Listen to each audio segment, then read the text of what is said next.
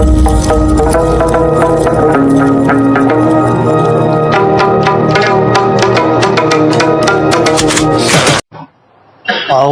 بالله من الشيطان الرجيم بسم الله الرحمن الرحيم إذا جاء نصر الله والفتح ورأيت الناس يدخلون في دين الله أفواجا فسبح بحمد ربك واستغفره إنه كان توابا صدق الله العظيم سبحانك لا علم لنا إلا ما علمتنا إنك أنت العليم الحكيم رب اشرح لي صدري ويسر لي أمري واحلل عقدة من لساني يفقهوا قولي پناہ مانگتا ہوں میں اللہ تعالیٰ کی شیطان مردود سے۔ شروع کرتا ہوں میں اللہ کے نام سے جو بڑا مہربان نہایت رحم والا ہے۔ جب آ جائے اللہ کی مدد اور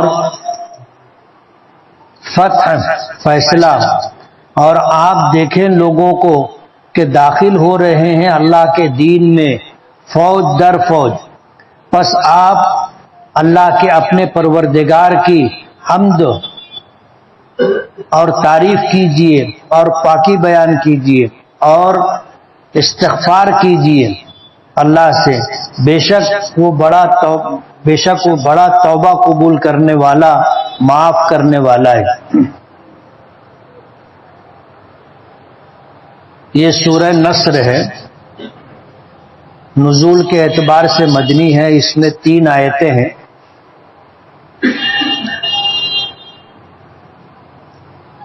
اس سورت کا نام پہلی آیت میں نصر کا لفظ آیا ہے، اسی کی مناسبت سے رکھا گیا ہے۔ یہ سورت نبی کریم صلی اللہ علیہ وسلم پر آپ کے حجۃ الوداع کے موقع پر مینا میں نازل ہوئی تھی، اور یہ آخری سورت ہے جو نبی کریم صلی اللہ علیہ وسلم پر نازل ہوئی۔ قرآن کریم کی ایک آیت ہے، الیوم اکملت لکم دینکم واتممت علیکم نعمتی ورضیت لکم الاسلام دینا۔ یہ نبی کریم صلی اللہ علیہ وسلم پر جب نازل ہوئی تو اس آیت کے نازل ہونے کے بعد احکام کے تعلق سے کوئی پھر آیت نازل نہیں ہوئی، حلال اور حرام کے متعلق کوئی آیت نازل نہیں ہوئی، اس لیے کہ اس آیت میں اللہ پاک نے فرمایا کہ آج کے دن میں نے تمہارے لیے تمہارا دین مکمل کر دیا، یعنی اب مزید کوئی حکم باقی نہیں رہا، حلال حرام جائز ناجائز کے تعلق سے اب مزید کوئی حکم باقی نہیں رہا، دین مکمل کر دیا گیا۔ الیوم اکملت لکم دینکم، آج کے دن تمہارے لیے تمہارا دین مکمل کر دیا ہے اور تم پر اپنی نعمتیں تمام کر دی اور تمہارے لیے دین اسلام کو پسند کر لیا ہے۔ تو دین کی تکمیل کی خوشخبری اس آیت میں دی گئی تھی، اس سے پہلے اس کی تفسیر ہو چکی ہے، اور اس کے بعد کچھ آیتیں آئیں، سورتیں آئیں، ان میں سے یہ آخری سورت ہے۔ قرآن کریم میں 114 سورتیں ہیں، تو نزول کے اعتبار سے یہ 114ویں سورت ہے جو نبی کریم صلی اللہ علیہ وسلم پر نازل ہوئی، اس کے بعد کوئی سورت نازل نہیں ہوئی۔ ترجمے سے آپ نے اندازہ لگا لیا ہوگا کہ اس سورت کا مفہوم کیا ہے۔ جب یہ سورت نازل ہوئی تو خود نبی کریم صلی اللہ علیہ وسلم بھی سمجھ گئے تھے کہ اب دنیا سے جانے کا وقت آ گیا، اور جب یہ سورت آپ نے لوگوں کے درمیان تلاوت کی اور بتائی کہ اللہ پاک کی طرف سے اس سورت کا نزول ہوا ہے، تو صحابہ کرام بھی سمجھ گئے تھے کہ اب اللہ کے نبی صلی اللہ علیہ وسلم کا اس دنیا میں وقت پورا ہو رہا ہے۔ حضرت عمر فاروق رضی اللہ تعالی عنہ جب امیر المؤمنین بنے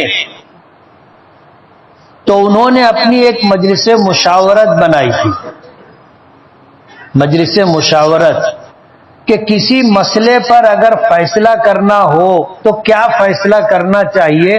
اس سلسلے میں انہوں نے کچھ سنجیدہ سمجھدار صحابہ کرام کی ایک کمیٹی اور ایک مجلس بنائی تھی جسے مجلس مشاورت کہا جاتا تھا۔ حضرت عمر فاروق رضی اللہ تعالی عنہ لوگوں سے مشورہ کرتے تھے کہ اب کیا کرنا چاہیے، اور لوگوں کا جو مشورہ ہوتا تھا اس کے بعد اس کے مطابق آگے کے فیصلے ہوا کرتے تھے۔ اس مجلس مشاورت میں حضرت عبداللہ ابن عباس رضی اللہ تعالی عنہ کو بھی شامل کیا تھا۔ اس مجلس میں بڑی عمروں کے صحابہ کرام تھے اور حضرت عبداللہ ابن عباس نوجوان تھے، کم عمر تھے۔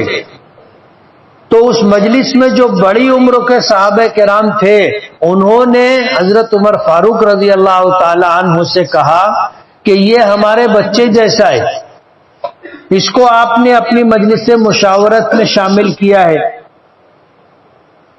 جب یہ بات حضرت عمر فاروق رضی اللہ تعالی عنہ کے سامنے آئی تو حضرت عمر فاروق رضی اللہ تعالی عنہ نے پھر موقع دیکھ کر کے سورہ نصر کے متعلق یہ پوچھا کہ اس سورت کا مطلب کیا ہے، اس کی تفصیل کیا ہے، اس کا پس منظر، اس کا بیک گراؤنڈ کیا ہے۔ تمام صحابہ کرام نے اس آیت کی تفسیر میں جو کہنا تھا وہ کہا۔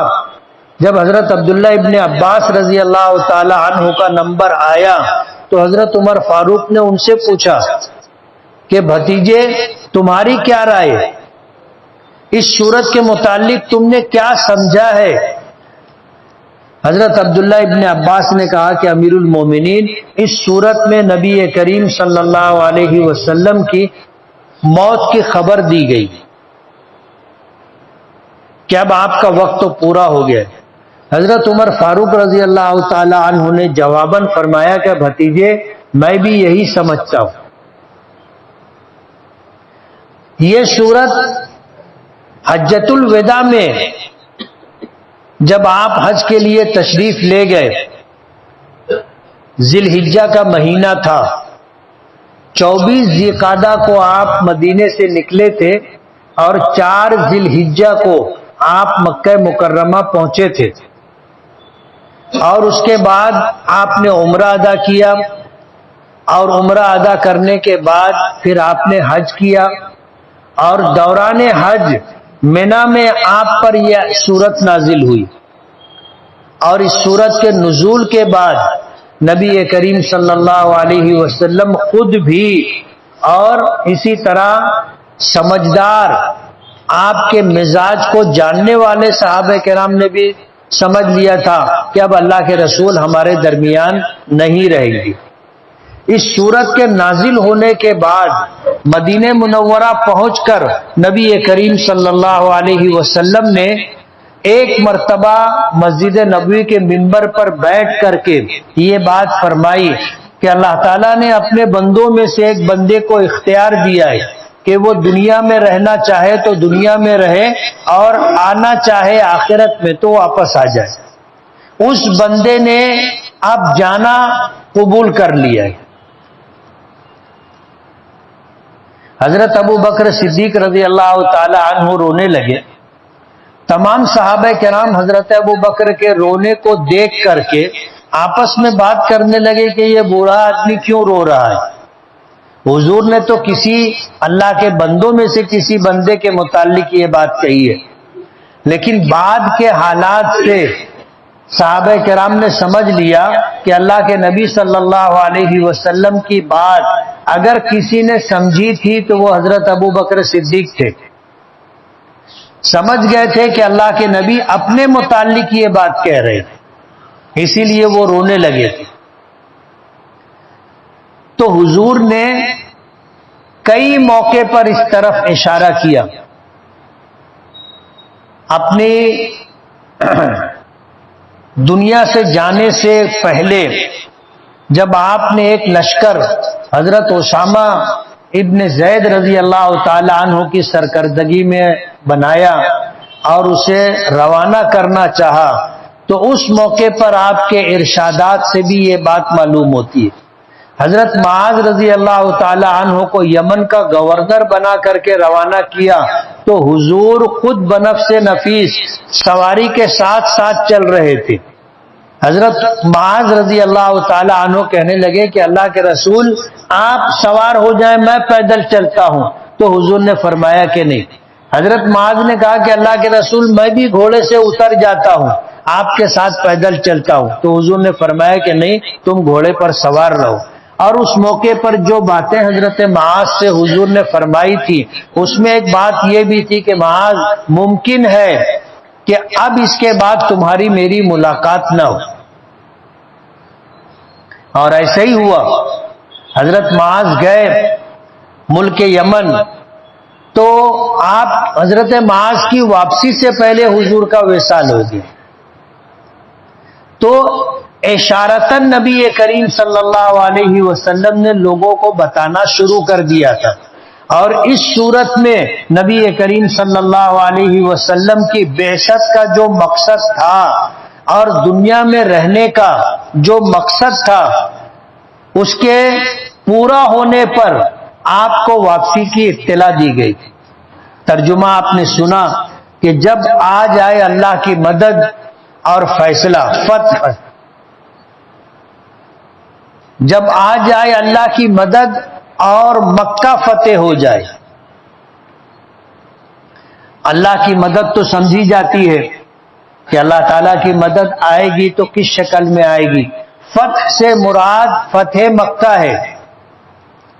مکہ مکرمہ آپ کی جائے پیدائش ہے، اور آپ نے اپنی زندگی کے 53 سال مکہ مکرمہ میں گزارے، تو مکہ مکرمہ آپ کا جائے پیدائش بھی ہے اور آپ کی رہائش گاہ بھی ہے، یعنی آپ کا مولد بھی ہے اور آپ کا مسکن بھی ہے۔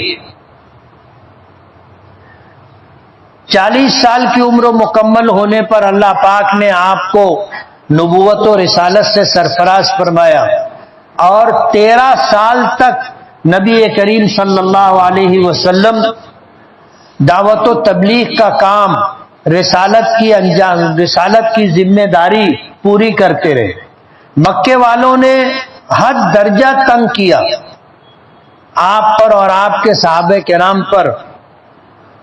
ظلم و بربریت کا کون سا ایسا حربہ تھا جو استعمال نہیں کیا، حتیٰ کہ نبی کریم صلی اللہ علیہ وسلم کو قتل کرنے تک کا پروگرام بنا لیا، اور اس پر عمل پیرا بھی ہو گئے۔ آپ کے در دولت کو گھیر لیا گیا اور آپ کو قتل کرنے کا پروگرام بنا لیا گیا، اور جن لوگوں نے آپ کے گھر کو گھیرا تھا ان کو ذمہ داری دے دی گئی تھی، یہاں تک پہنچ گئے تھے۔ مجبور کر دیا آپ کو مکہ چھوڑنے پر۔ نبی کریم صلی اللہ علیہ وسلم مکے سے نکلے، مدینہ منورہ پہنچے۔ ہجرت کا یہ واقعہ بھی ایک تاریخی واقعہ ہے اور سننے سے تعلق رکھتا ہے۔ اللہ کے نبی صلی اللہ علیہ وسلم نکلے، حضرت ابو بکر کے گھر گئے، حضرت ابو بکر کو ساتھ لیا، اور پھر آپ مکے سے باہر نکلے اور مسفلہ اور خدئی کے راستے آپ غار ثور پہنچے، جبل ثور پہنچے، اور اوپر ایک غار تھا جسے غار ثور کہتے ہیں۔ 3 دن 3 رات آپ نے وہاں پر چھپ کر کے اپنا وقت گزارا۔ حضرت ابو بکر صدیق رضی اللہ تعالی عنہ کے بیٹے بکری چرانے کے لیے پہاڑ غار جبل ثور کے دامن میں آتے تھے، اور بکری کا دودھ دوہ کر کے غار ثور تک پہنچایا کرتے تھے۔ حضرت اسماء رضی اللہ تعالی عنہ کے متعلق آتا ہے، حضرت اسماء رضی اللہ تعالی عنہ حضرت عائشہ رضی اللہ تعالی عنہ کی بڑی بہن ہے اور حضرت ابو بکر صدیق رضی اللہ تعالی عنہ کی بیٹی ہے۔ ان کے متعلق آتا ہے کہ انہوں نے غار ثور تک کھانے کا پینے کا سامان تک پہنچایا۔ آپ مجبور ہو کر کے مکے سے نکلے، آتا ہے کہ جب مکے سے باہر نکل گئے تھے تو رک کر کے مکے کی طرف رخ کیا تھا اور کہا تھا کہ اے مکہ تو مجھے بہت عزیز ہے، میں تجھے کبھی نہیں چھوڑتا، لیکن تیرے رہنے والے مجھے رہنے نہیں دے رہے۔ آپ کی چاہت تھی کہ آپ مکے میں رہیں، مکہ چھوڑ کر کے نہ جائیں، لیکن مکے والوں نے اتنا مجبور کیا کہ آپ کو مکہ چھوڑنا پڑا، اور اس بات کا اظہار آپ نے خود کیا۔ مدینہ منورہ پہنچے، مدینہ منورہ پہنچنے کے بعد آپ نے مدینے کو دارالاسلام بنایا، دارالسلطنت بنایا، اسلامی حکومت کی بنیاد ڈالی، اور 10 سال محنت کرتے رہے۔ مکے والوں نے آپ کو مدینے میں بھی چین سے بیٹھنے نہیں دیا۔ جس مکے سے، مکہ مکرمہ سے آپ کو نکالا گیا تھا، سن 8 ہجری میں مکہ مکرمہ آپ نے فتح کیا۔ اس کا بھی ایک پس منظر ہے اور بہت تفصیلی واقعہ ہے۔ صلح حدیبیہ سن 6 ہجری میں یہ مارکہ صلح کا پیش آیا۔ آپ عمرہ کرنے کے لیے آئے تھے، مکے والوں نے آپ کو عمرہ کرنے نہیں دیا، اور پھر مکے والوں کے درمیان اور حضور کے درمیان ایک صلح ہوئی جسے صلح حدیبیہ کہا جاتا ہے، اور حدیبیہ اس لیے کہا جاتا ہے کہ حدیبیہ کے مقام پر یہ صلح ہوئی تھی، اس لیے اسے صلح حدیبیہ کہا جاتا ہے۔ اور اس میں طے ہوا تھا کہ جو قبائل آپ کے ساتھ رہنا چاہیں وہ آپ کے ساتھ رہیں، اور جو قبائل ہمارے ساتھ رہنا چاہیں وہ ہمارے ساتھ رہیں۔ مکے والوں نے یہ شرط پیش کی تھی، حضور نے قبول کر لی تھی۔ ایک قبیلہ مکہ مکرمہ کے قریب ایسا تھا کہ جو حضور کے ساتھ رہنا پسند کیے تھے، قبول کیا تھا، اور کچھ دیگر قبائل ایسے تھے جو مکے والوں کے ساتھ رہنا چاہتے تھے، اور یہ طے ہوا تھا کہ آپ ہم پر حملہ نہیں کرو گے، ہم آپ پر حملہ نہیں کریں گے، اور جو قبیلہ ہمارے ساتھ ہے اس پر تم حملہ نہیں کرو گے، اور جو قبیلہ تمہارے ساتھ ہوگا اس پر ہم حملہ نہیں کریں گے۔ اگر ہمارے ساتھ رہنے والے قبیلے پر حملہ تم نے کیا تو یہ ہم پر حملہ تصور کیا جائے گا، اور تمہارے ساتھ رہنے والے قبیلے پر اگر ہم نے حملہ کیا تو یہ تم پر حملہ تصور کیا جائے گا۔ یہ اس طرح کی صلح حدیبیہ کے موقع پر شرطیں طے ہوئی تھی۔ حضور پاک صلی اللہ علیہ وسلم کے ساتھ جو قبیلہ تھا، اس قبیلے پر ایک دوسرے قبیلے نے حملہ کیا، اور مکے والوں نے رات کے اندھیرے میں اپنے ساتھ جو قبیلہ تھا اس کی مدد کی،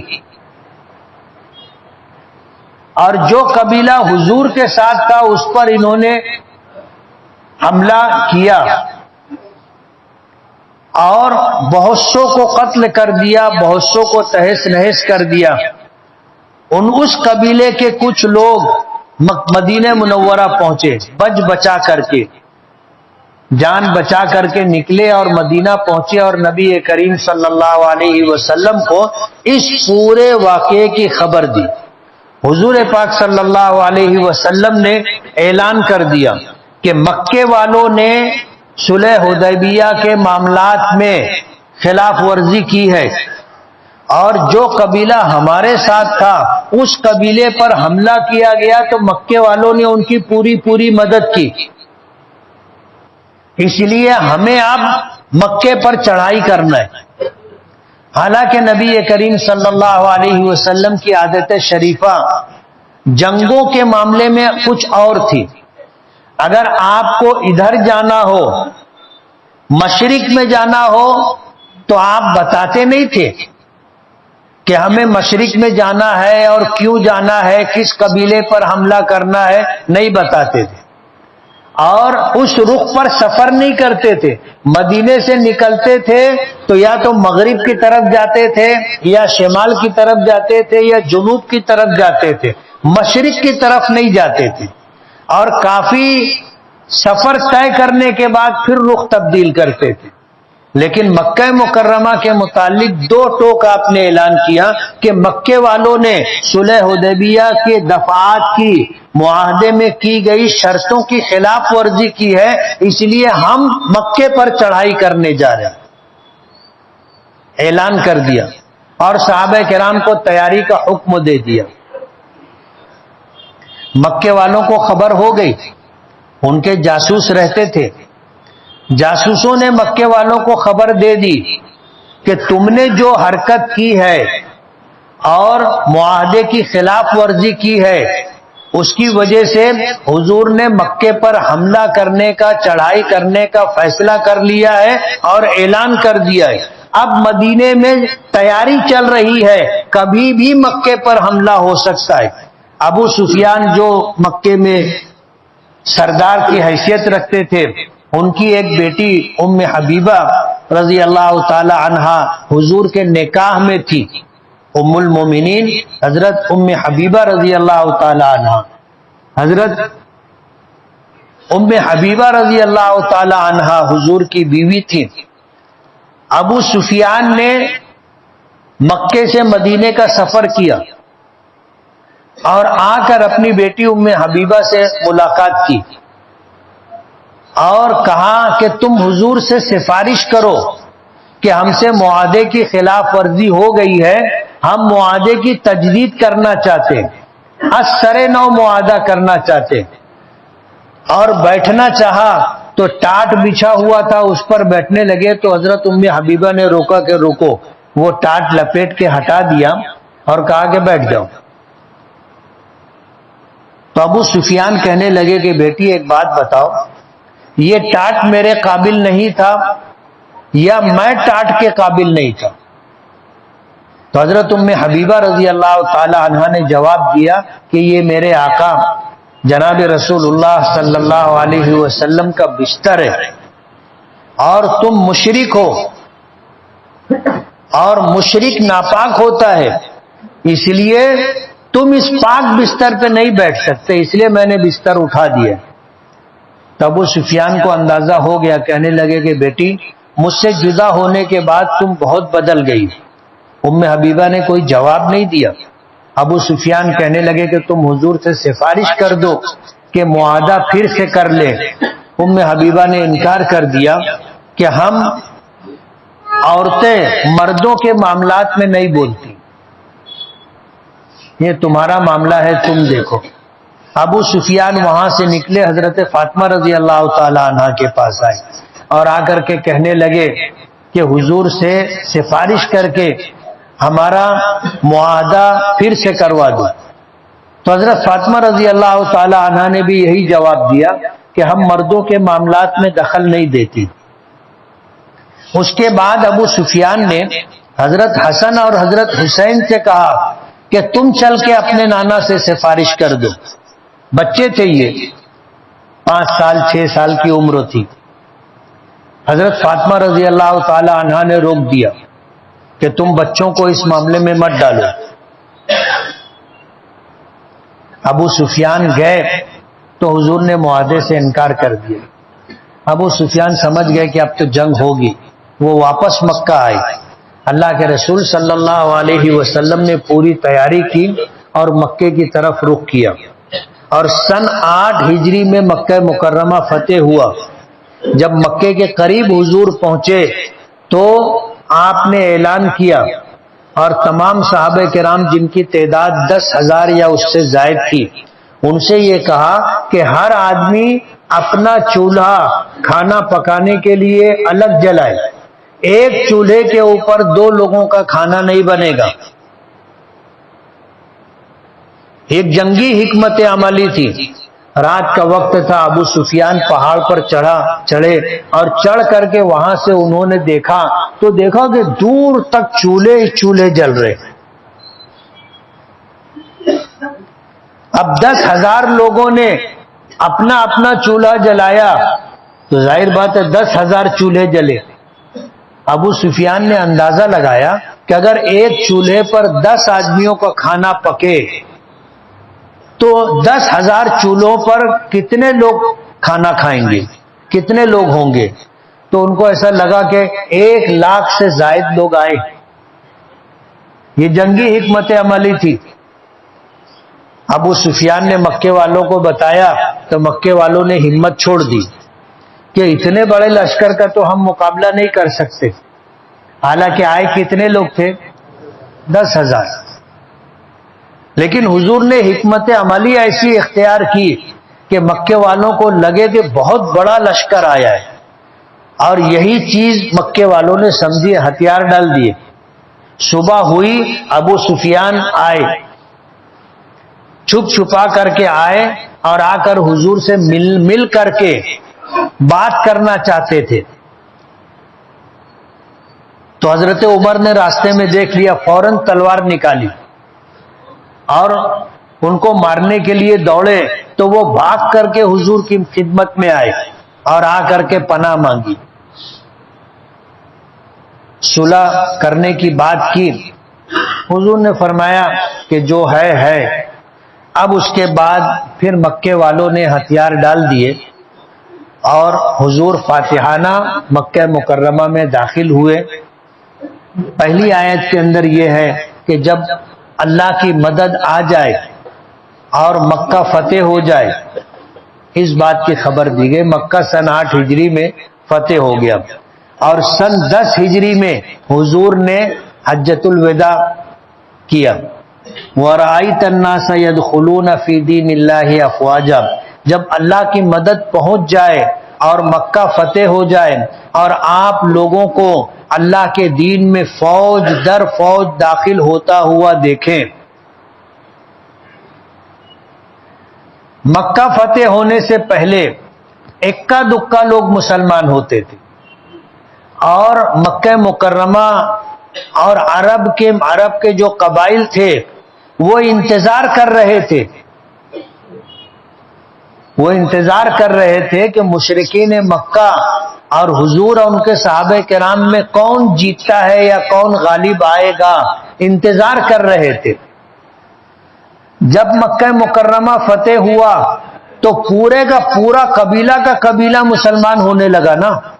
اسی کی خبر اس آیت میں دی گئی کہ جب اللہ کی مدد آ جائے، مکہ فتح ہو جائے اور آپ دیکھیں کہ اب عرب کے قبائل فوج در فوج اسلام میں داخل ہو رہے ہیں، فسبح، تو آپ اللہ کی پاکی بیان کیجئے، بحمد ربک، اپنے پروردگار کی خوبیاں اور تعریف بیان کریں، واستغفرہ، اور اللہ تعالیٰ سے استغفار کریں، اپنے لیے بھی اور اپنی امت کے لیے بھی.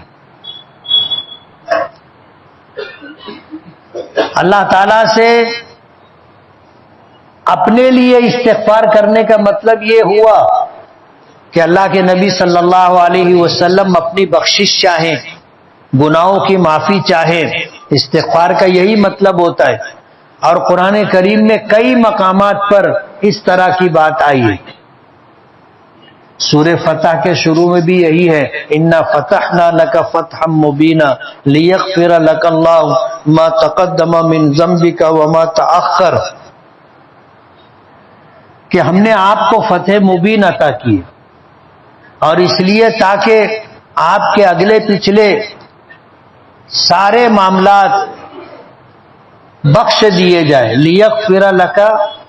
لیغفر لک ما تقدم من ذنبک، ذنبن کہتے ہیں گناہ کو.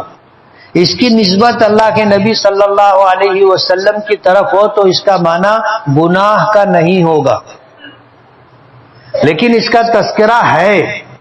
اس لیے آپ کو حکم دیا گیا کہ آپ اپنے پروردگار سے استغفار کیجئے. جب آدمی اللہ تعالیٰ سے استغفار کرتا ہے، اپنے گناہوں کی معافی چاہتا ہے، تو اگر اس کے ذمے گناہ ہو تو گناہ بخش دیے جاتے ہیں. شرط یہ ہے کہ یہ سچی توبہ کرنے والا ہو،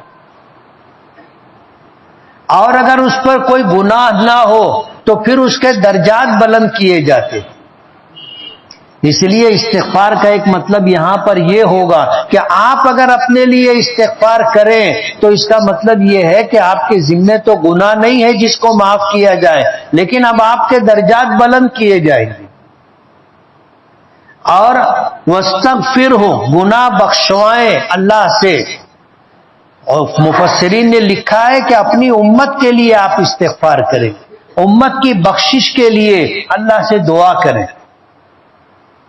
اور حضور پاک صلی اللہ علیہ وسلم نے مختلف صحابہ کرام کے پوچھنے پر بتایا تھا کہ اللہ سے استغفار کرے، اگر کسی سے کوئی غلطی ہو جائے تو معاف کر دے، گناہ ہو جائے اللہ سے معافی مانگے، اور میں خود اللہ تعالیٰ سے دن میں 70 مرتبہ معافی مانگتا ہوں۔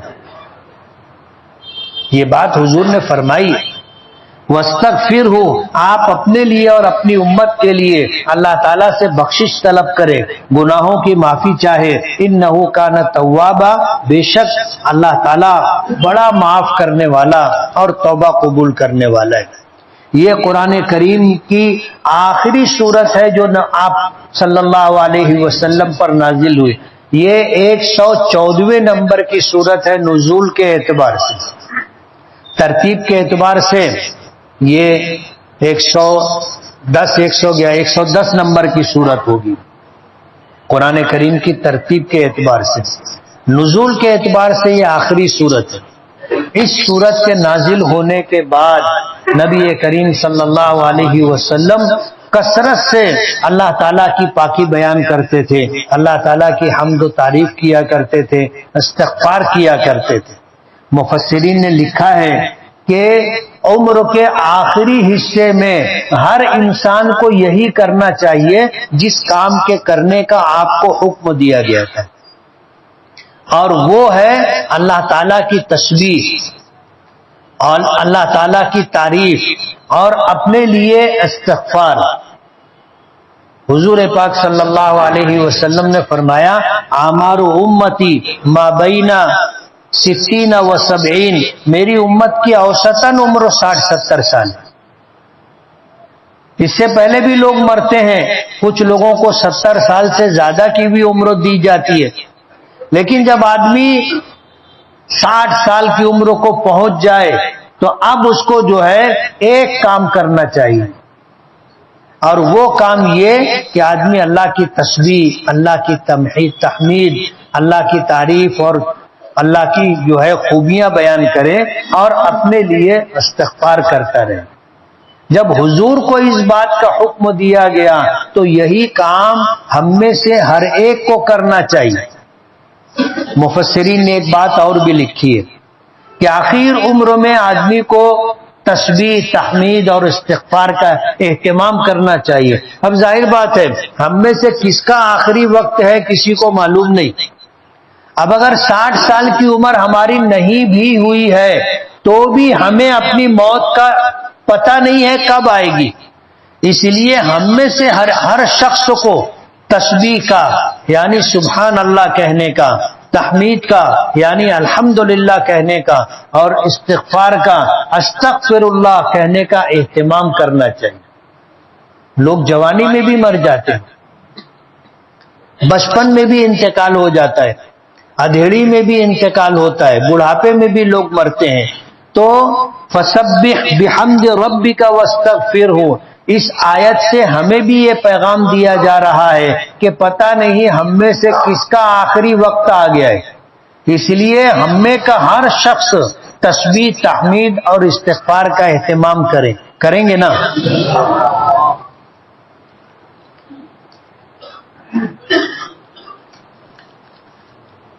سوالات بہت زیادہ ہیں اور آج مجھ کو تھوڑا سا کام بھی ہے، اس لیے یہ سارے سوالات رکھیں اگلے ہفتہ، اور اگلے ہفتے کا جو سوالات رہے گا وہ اور یہ ملا کر کے انشاءاللہ جواب دیں گے۔